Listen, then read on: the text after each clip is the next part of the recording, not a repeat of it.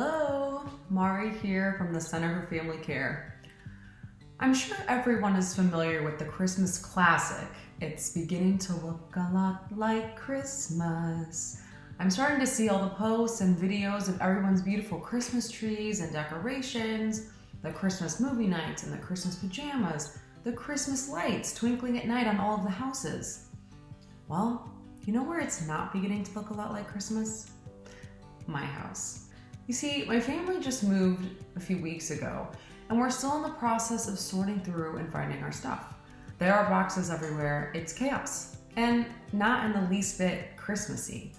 But it's interesting because this visual lack of Christmas has made me think about Christmas more, and here's why. Christ came into the world in the most humble and non-decorative way.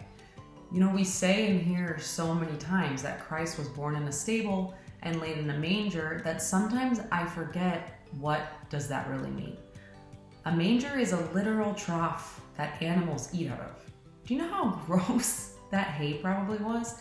After having given birth myself, the actual thought of Christ's birth makes me cringe a little bit. I gave birth in a sterile hospital setting.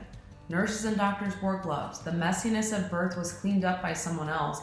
And after our son Samuel was born, we were crazy about having everyone wash their hands before they held him. And here was Jesus, the Son of God, laying in moldy animal hay. Talk about humble. This year, it feels fitting to have a bare and humble house. It's a good reminder that a lack of decoration can't stop Christmas. Sometimes the decorations and fanfare can overtake the true objective of the Advent fast, which is to prepare our hearts and souls for the birth of our Savior. Christmas isn't really about Santa Claus or gifts or twinkling lights on a mantle. It's about celebrating the birth of a baby who would change history and the world.